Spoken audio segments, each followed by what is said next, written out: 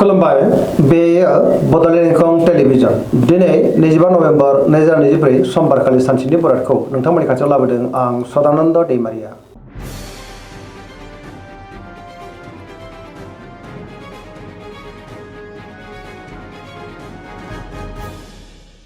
सिगां फरायनो लादों मेष राशि गिबि हांखो अ ल दिनैनि साना जोबोर मोजां गोसोखौ जोबोर गोजोननाय मोनगोन मोनफ्रोमबो बिथिङावनो दिनै सांग्रां जानो रोंगोन सुथुरखौबो गोरलैयैनो फेजेननो हागोन बयजोंबो गोरोबनो रोंगोन मावनो लानाय खामानिफ्रा दिनै थि समावनो आरो गोरलैयैनो मावफुंजागोन गोसोनि साननायफ्रा दिनै मोगथाङाव जाफुंनोबो हागौ देहाया दिनै मोजाङैनो थागोन सोरबा लोगोनिफ्राय मोजां खौरांबो फैनो हागौ रांखावरियाव मोजां अब्लाबो नाथाय खरसायाबो बांनो हागौ बेफार फालांगियाव मोजां होनजायो आयाबो दिनै बांनो हागौ सोरबा लोगोनिफ्राय थोजासे हेफाजाब मोननानै गोसोआ दिनै जोबोर खुसि जानोबो हागौ बिमा बिफानिफ्राय अननाय आरोफोरखौ दिनै मोननो हागोन लाइमोनफ्रा जोबोर खुसि जागोन गावबा गावनि गोसोनि साननायखौ फोरमायनोबो हागोन फरायसाफ्रा दिनै फरायनायाव गोसो दुंखांगोन आरो मोजां फिथाइ मोननोबो हागोन पजिटिभ एनार्जिनि गोहोम गोग्लैगोन सरासनस्रायै दिनै साना जोबोर मोजां आरो मोजाङैनो बारग'लांगोन।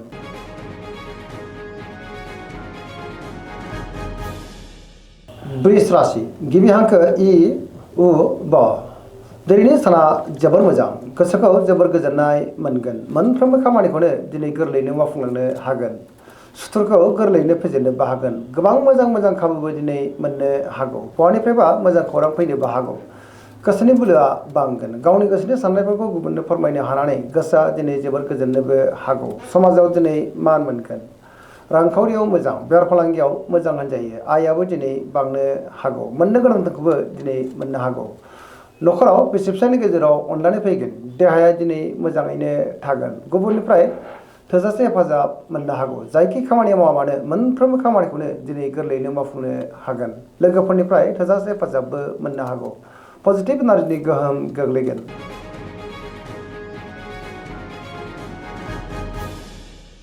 मिथुन राशि गिबि हांखो क स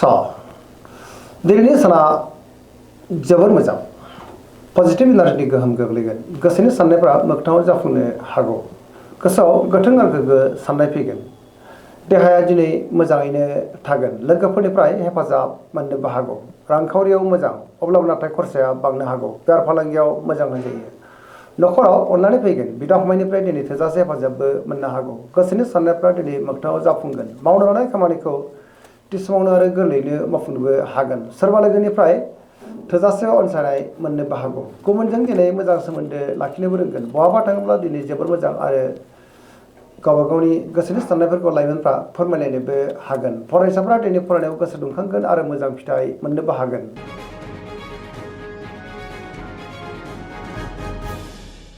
कर्कट राशि गिबि हांखो ड ह दिनैनि साना जोबोर मोजां गोबां मोजां खाबु दिनै मोननो हागौ गोसोनि साननायफ्रा मोगथाङाव जाफुंनोबो हागौ सिगांनि बबेबा आद्रा खामानिया दिनै मावफुंजानोबो हागौ लोगोफोरनिफ्राय थोजासे हेफाजाब मोननो हागोन गोसोनि साननाया मोगथाङाव जाफुंगोन पजिटिभ साननो रोंगोन गियाननि आंखाल जानाय नङा रांखावरियाव दिनै जोबोर मोजां होनजायो बेफार फालांगियावबो जोबोर मोजां मोननो गोनांखौ दिनै मोननो हागोन न'खराव बिदा फंबायनि गेजेराव मोजां सोमोन्दो थागोन बिसि फिसायनिफ्राय अनलायनाया बांनो हागौ गुबुननि हेफाजाबखौ थोजासे मोननोबो हागौ फरायसाफ्रा दिनै फरायनायाव गोसो दुंखांगोन आरो मोजां फिथाइ मोननोबो हागोन पजिटिभ एनार्जिनि गोहोम गोग्लैगोन।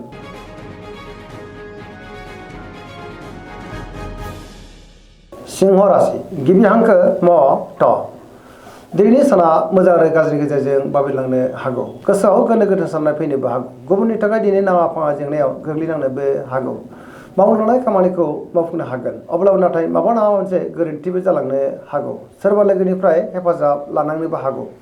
बहाबा दावबायोब्ला दिनै लामा सामायाव सांग्रां जानांगोन रांखावरियाव मोजां बेफार फालांगियावबो मोजां होनजायो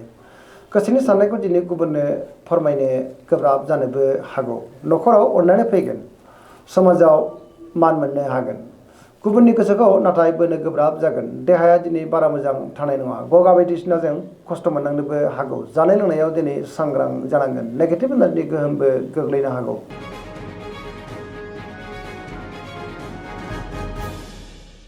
कन्या राशि गिबि हांखो फ ट दिनैनि साना जोबोर मोजां गुबुननि थाखाय दिनै गोबां मोजां खामानि मावनानै होनोबो हागोन गोसोआव पजिटिभ साननाय फैगोन गोथों आरो गोग्गो साननो रोंगोन गियाननि आंखाल जानाय नङा रांखावरियाव मोजां बेफार फालांगियावबो दिनै जोबोर मोजां मुलाम्फा मोनगोन देहाया मोजाङैनो थागोन न'खराव अनलायनाय फैगोन गोबां खामानियाव दिनै मुखुबबो थागोन सोरजोंबा बाख्नायजानानै गोसोखौ दिनै जोबोर गोजोननायबो मोननो हागौ पजिटिभ एनार्जिनि गोहोम गोग्लैगोन लाइमोनफोरनि गोसोआ दिनै जोबोर रमान्टिक जागोन आरो गावबा गावनि गोसोनि साननायफोरखौ फोरमायलायनोबो हागोन फरायसाफ्रा दिनै फरायनायाव गोसो दुंखांगोन आरो मोजां फिथाइ मोननो हागोन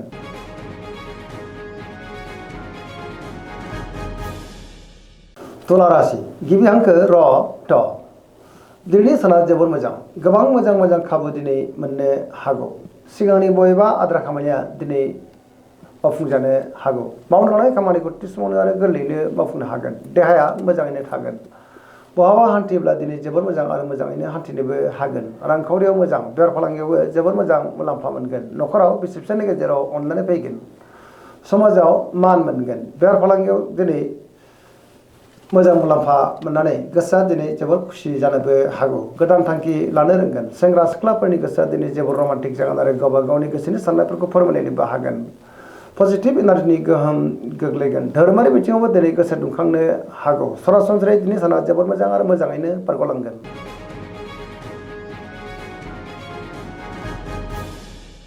वृश्चिक राशि गिबि हांखो न स दिनैनि साना जोबोर मोजां समाजाव लोगो लेवा बांगोन गोबां मुंदांखा सुबुंजों दिनै लोगो मोनलायनोबो हागौ पजिटिभ एनार्जिनि गोहोम गोग्लैगोन बहाबा हान्थिनो एबा दावबायनो खाबु मोननोबो हागौ समाजाव बयजोंबो मान होजागोन सोरबा गोजाम लोगोजों बहाबा दावबायनो एबा हान्थिनो खाबु मोननोबो हागौ गोसोआव दिनै पजिटिभ साननाय फैगोन मावनो लानाय खामानिफ्रा दिनै गोरलैयैनो मावफुंजानो हागौ गुबुननिफ्राय थोजासे हेफाजाबबो मोननो हागौ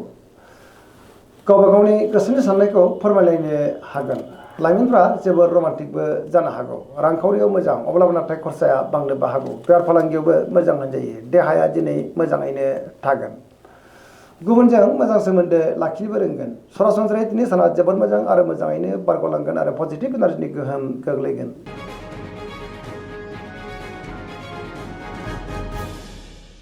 धनु राशि गिबि हांखो ध फ भ दिनैनि साना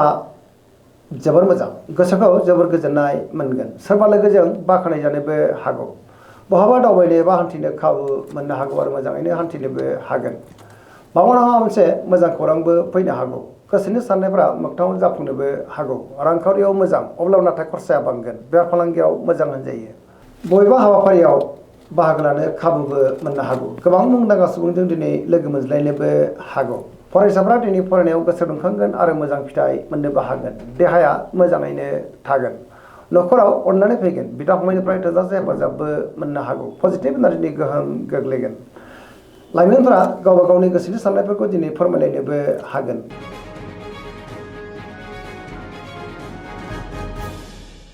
मकर राशि गिबि हांखो ख ज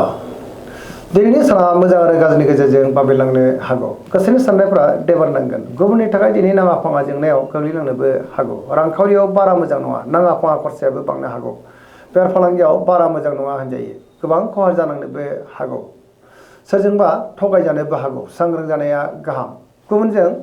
मोजां सोमोन्दो लाखिनो गोब्राब जानोबो हागौ मोनफ्रोमबो खामानिखौनो दिनै सांग्रां जानानै मावनांगोन गोदान खामानियाव आखाइ होजेननो हानाय नङा न'खराव बिदा फंबायनिफ्राय थोजासे हेफाजाबखौ मोननो हागोन बिमा बिफानि अननाय आबोरखौबो मोनगोन सेंग्रा सिख्लाफ्रा गावबा गावनि गोसोनि साननायखौ फोरमायनो गोब्राब जागोन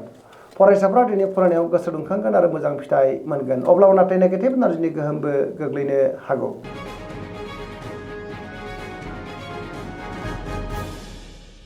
कुम्भ राशि गिबि हांखो ग स दिनैनि साना मोजां आरो गाज्रिनि गेजेरजों बाबेलांनो हागौ गोसोआव गोनो गोथो साननाय फैनोबो हागौ सिगांनि बबेबा आद्रा खामानिया गोसोखौ दिनै जोबोर उसुखुथु खालामनोबो हागौ गोसोआव नेगेटिभ साननायबो फैनो हागौ गोबां मुंदांखा सुबुंजों दिनै लोगो मोनज्लायनोबो हागौ रांखावरियाव बारा मोजां नङा नाङा फाङा खरसाया बांनो हागौ बेफार फालांगियावबो दिनै बारा मोजां नङा होनजायो देहाया बारा मोजां थानाय नङा जानाय लोंनायाव सांग्रां जानांगोन गगा बायदिसिनाजों खस्थ' मोननांनोबो हागौ बिमा बिफानिफ्राय अननाय आबोरखौ मोननो हागोन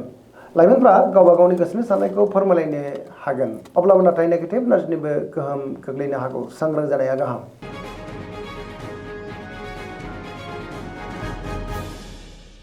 मीन राशि गिबि हांखो द स दिनैनि साना जोबोर मोजां गोबां मोजां खाबुबो दिनै मोननो हागौ गोबां खामानियाव दिनै मुखुबबो थागोन गोसोआव पजिटिभ साननाय फैगोन गोसोनि बोलोआ बांगोन सिगांनि बबेबा आद्रा खामानिया दिनै मावफुंजानो हागौ